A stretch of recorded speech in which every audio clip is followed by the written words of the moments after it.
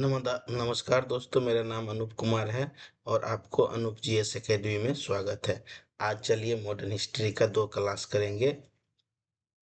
इसी चैप्टर में है एक सबनी अज्ञान आंदोलन और एक है गांधी इरविन समझौता। तो आइए थ्योरी शुरुआत करते हैं। सबनी अभ्याग आंदोलन, जिसे सिविल डिसबेल्ट मूवमेंट की शुरुआत 12 मार्च 1930 को महात्मा गांधी ने साबरमती आश्रम अहमदाबाद में से किया और दांडी मार्च के साथ इसका उद्देश्य अन्यायपूर्ण ब्रिटिश कानूनों का अहिंसक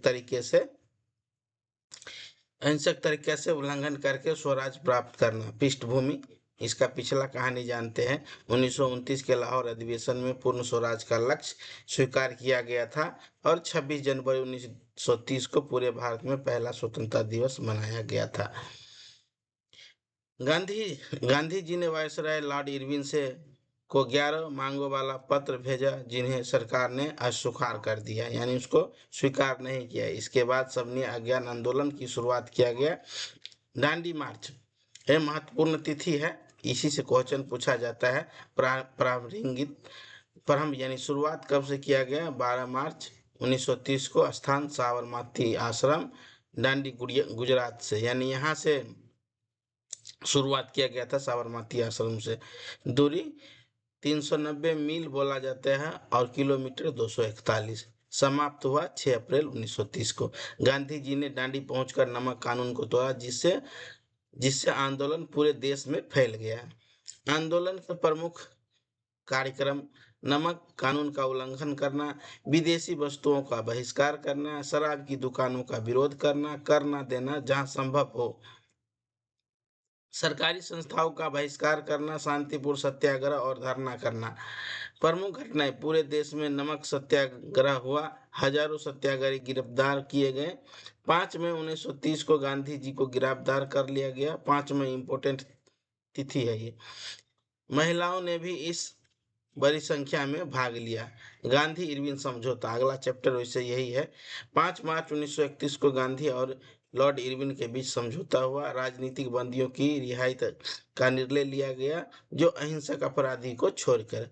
कांग्रेस ने आंदोलन अस्थायी रूप से स्थगित किया। गांधी जी ने दूसरे गोलमेज सम्मेलन में भाग लिया। आंदोलन का पुनः आरंभ, आंदोलन का प्लान दूसरे गोलमेज सम्मेलन असफल रहने के बाद 1932 में आंदोलन फिर से दोबारा शुरू होता है। ब्रिटिश सरकार के कड़े दमन के कारण आंदोलन धीरे धीरे कमजोर पड़ गया और 1934 में महात्मा गांधी जी ने इसे समाप्त कर दिया, यानी 34 में इस आंदोलन को समाप्त कर दिया जाता है। भारतीय स्वतंत्रता आंदोलन को जन जन तक पहुंचाया गया। महिलाओं, किसान और युवाओं की भागीदारी बढ़ी। ब्रिटिश सरकार की नैतिक वैधता की चुनौती मिली। भारत की स्वतंत्रता की दशा में ये एक महत्वपूर्ण कदम साबित हुआ। अगला पॉइंट है, इंपॉर्टेंट पॉइंट है, उसके बाद हम आंसर क्वेश्चन करेंगे। इंपॉर्टेंट पॉइंट है, ये याद रखने योग्य है। आंदोलन का शुरुआत 6 मार्च 1930, दांडी मार्च समाप्त 6 अप्रैल 1930। 24 दिन लगता है, इसमें नहीं दिया गया है, आप लोग नोट कर लीजिएगा अपने नोट में। नमक कानून तोड़ा गया। दांडी में गांधी इरविन समझौता हुआ 5 मार्च 1931 के। आइए हम 20 टॉप क्वेश्चन करते हैं, इससे आपको समझ में आएगा कि किस तरह का क्वेश्चन आता है और किस तरह का पूछा जाता है। सबनी अज्ञान आंदोलन का शुरुआत कब हुआ? तो ये होगा 12 मार्च 1930। आइए अगला क्वेश्चन है, भारतीय सबनी आंदोलन की शुरुआत किस घटना से हुई थी? ए भारत छोड़ो आंदोलन, बी दांडी मार्च, सी चोरा चोरी कांड, डी काकोरी कांड। इसका होगा बी आंसर, दांडी मार्च। अगला क्वेश्चन तीसरा नंबर है, दांडी मार्च का नेतृत्व किसने किया था? ए सुभाष चंद्र बोस, बी महात्मा गांधी, सी Jawaharlal Nehru, D Sardar Patel. 3 number question का आंसर होगा महात्मा गांधी। अगला क्वेश्चन 4 नंबर है, दांडी मार्च कब शुरू किया गया था? 12 मार्च 1930 के, 26 जनवरी 1930 के, 6 अप्रैल 1930 के, 15 अगस्त 1930 के। तो 4 नंबर क्वेश्चन का आंसर ये होगा 12 मार्च 1930 को। 5वां नंबर क्वेश्चन है, दांडी मार्च कहाँ से शुरू किया गया था? ए वर्धा से, बी साबरमती आश्रम से, सी सेवाग्राम से, डी इलाहाबाद से। 5 नंबर क्वेश्चन का आंसर बी होगा साबरमती आश्रम से। अगला क्वेश्चन 6 नंबर है, दांडी मार्च का समापन कहाँ पर हुआ था? ए मुंबई में, बी दांडी में, सी सूरत में, डी अहमदाबाद में। 6 नंबर क्वेश्चन का आंसर होगा बी दांडी में। अगला क्वेश्चन 7 नंबर है, दांडी यात्रा में लगभग कितने किलोमीटर दूरी तय किया गया था? ए 120 किलोमीटर, बी 241 किलोमीटर, सी 385 kilometre, D 500 kilometre. 7 number question का आंसर होगा बी 241 किलोमीटर। पहले भी हम आपको बताए हैं। मील पूछा जाएगा 390 किलोमीटर मील होगा। 8 नंबर क्वेश्चन है, सभ्य अगवान आंदोलन का मुख्य उद्देश्य क्या था? ए अंग्रेजों की सहायता करना, बी ब्रिटिश कानूनों का शांतिपूर्ण उल्लंघन करना, सी शिक्षा का प्रसार करना, डी उद्योगों का विकास करना। 8 नंबर क्वेश्चन का आंसर है बी ब्रिटिश कानूनों का शांतिपूर्ण उल्लंघन करना।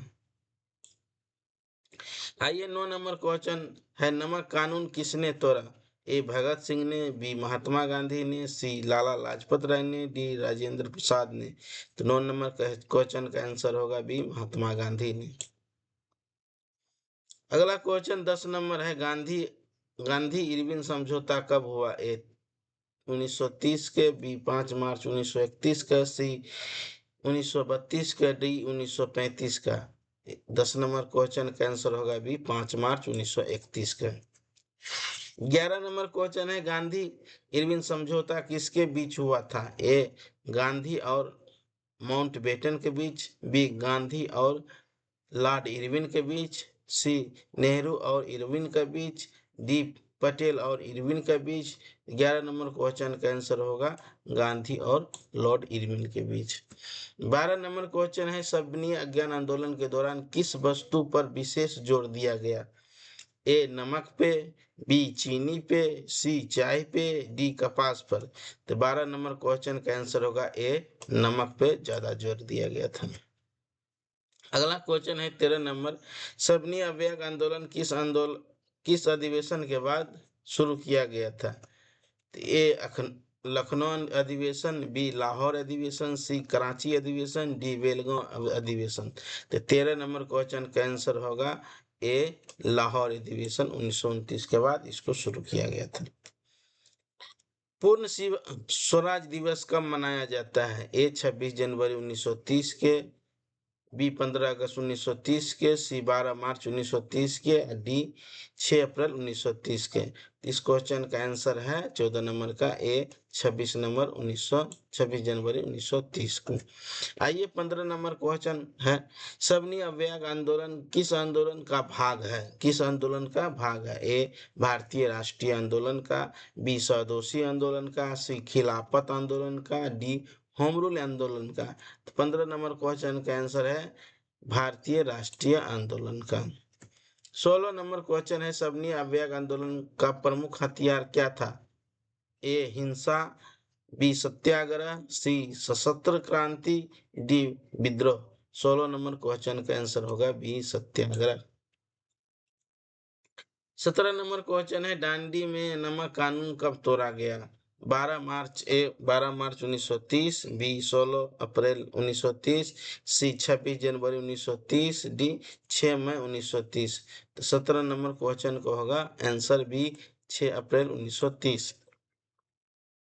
18 नंबर क्वेश्चन है, गांधी को सबनी अवयव आंदोलन के दौरान कब गिरफ्तार किया गया? ए 5 मई 1930, बी 15 अगस्त 1930, सी 26 जनवरी 1931, डी 1 जनवरी 1930। 18 नंबर क्वेश्चन का आंसर है ए 5 मई 1930। अगला क्वेश्चन है, सविनय अवयव आंदोलन के समय भारत का वायसराय कौन था? A Lord Curzon, B Lord Irwin, C Lord Linlithgow, D Lord Wavell. 19 number question का आंसर है बी लॉर्ड इरविन। तभी न गांधी इरविन समझौता होता है। अगला और अंतिम क्वेश्चन है, सबनी अवयव आंदोलन का तत्कालीन कारण क्या था? ए नमक कर का विरोध करना, बी बंगाल विभाजन करना, सी रॉयल एक्ट करना, डी साइमन कमीशन का आगमन। 20 नंबर क्वेश्चन का आंसर है ए नमक कर का विरोध करना। आइए अब अगला चैप्टर है, एक छोटा सा चैप्टर है, इसका नाम है गांधी और इरविन समझौता, जो 5 मार्च 1931 के हुआ। सबसे पहले हम परिचय करते हैं, उसके बाद हम क्वेश्चन आंसर करेंगे। गांधी इरविन समझौता 5 मार्च 1931 को महात्मा गांधी और भारत के तत्कालीन वायसराय लॉर्ड इरविन के बीच हुआ था। इसे दिल्ली समझौता के नाम से भी जानते हैं, इसे दिल्ली पैक्ट भी कहा जाता है। इस समझौता के परिणाम स्वरूप सबनी अभ्याग आंदोलन को अस्थायी रूप से स्थगित किया गया, अस्थायी रूप से स्थगित किया, तत्काल बंद किया गया था। और महात्मा गांधी ने द्वितीय गोलमेज सम्मेलन में भाग लेने पर सहमति दी। पृष्ठभूमि है 1923 में महात्मा गांधी ने दांडी मार्च के साथ सबनीय अभियान आंदोलन शुरू किया गया था और पूरे देश में नमक कानून तोड़ा गया और ब्रिटिश शासन के विरुद्ध व्यापक आंदोलन हुआ था। हजारों स्वतंत्रता सेनानी को गिरफ्तार कर लिया गया। आंदोलन के शांति करने और बातचीत का रास्ता निकालने के लिए गांधी और वायसराय लॉर्ड इरविन के बीच वार्ता हुआ। समझौता का प्रमुख शर्तें था, ब्रिटिश सरकार ने स्वीकार किया। क्या क्या स्वीकार किया ये देखिए। सभी राजनीतिक कैदियों को रिहा किया जाएगा, हिंसक अपराधियों शामिल नहीं होंगे, इसको छोड़ के जब्त की गई संपत्ति वापस की जाएगा जहां तक संभव हो, समुद्र तट के लोगों नमक बनाने की अनुमति दी जाएगी, शांतिपूर्ण ढंग से विदेशी वस्तुओं और शराब की दुकानों को सामने धरना देने की अनुमति दी। कांग्रेस पर लगे प्रतिबंध हटाए गए हैं। कांग्रेस ने क्या क्या स्वीकारा वो हम आपको बताते हैं अगला पॉइंट में। सबनी अभियान आंदोलन स्थगित किया गया। महात्मा गांधी द्वितीय गोलमेज सम्मेलन में कांग्रेस का प्रतिनिधित्व करेंगे। सरकारी संस्थाओं को शांतिपूर्ण बहिष्कार को समाप्त किया जाएगा। महत्व, पहली बार ब्रिटिश सरकार ने कांग्रेस को एक प्रमुख राजनीतिक शक्ति के रूप में स्वीकार किया। आंदोलन और सरकार के बीच बातचीत का मार्ग खुला। महात्मा गांधी ने द्वितीय गोलमेज सम्मेलन में भाग लेने के लिए अवसर मिला। भारतीय स्वतंत्रता आंदोलन को अंतर्राष्ट्रीय स्तर पर पहचान मिली। भगत सिंह, शिवराम राजगुरु, राजगुरु को ही कहते हैं शिवराम, भगत सिंह, राजगुरु और सुखदेव थापर की फांसी नहीं रोक पाई। पूर्ण स्वराज की मांग स्वीकार नहीं किया गया। कई क्रांतिकारी संगठनों ने इस समझौता को आलोचना किया गया। परीक्षा की दृष्टि से महत्वपूर्ण है, इसके बाद हम एमसीक्यू करेंगे। परीक्षा की दृष्टि से क्या क्या महत्वपूर्ण है वो हम आपको बताते हैं। सबसे पहले गांधी इरविन समझौता का तिथि है 5 मार्च 1931, स्थान दिल्ली, पक्ष महात्मा गांधी एवं लॉर्ड इरविन। दूसरा नाम इसको दिल्ली समझौता कहा जाता है। मुख्य परिणाम सबनी अभियान आंदोलन स्थगित, द्वितीय गोलमेज सम्मेलन में कांग्रेस का भागीदारी। डेट इंपोर्टेंट है 1930, 5 मार्च 1931। अब आइए हम कुछ क्वेश्चन करते हैं गांधी इरविन समझौता से, ज्यादा नहीं, हम 10 क्वेश्चन करेंगे ताकि आपको पता लगे किस प्रकार के क्वेश्चन पूछा जाता है। तो पहला क्वेश्चन है गांधी इरविन समझौता कब हुआ? 5 मार्च 1931 के, बी 12 मार्च 1930 के, सी 26 जनवरी 1930 के, डी 24 मार्च 1931 के। ए नंबर क्वेश्चन का आंसर होगा, एक नंबर क्वेश्चन का आंसर होगा ए 5 मार्च 1931 का। दूसरा क्वेश्चन है गांधी इरविन समझौता किसके बीच हुआ था? ए महात्मा गांधी और Lord Irwin, B Mahatma Gandhi और लॉर्ड माउंटबेटन, सी जवाहरलाल नेहरू और लॉर्ड इरविन, सुभाष चंद्र बोस और लॉर्ड लिलिथगो।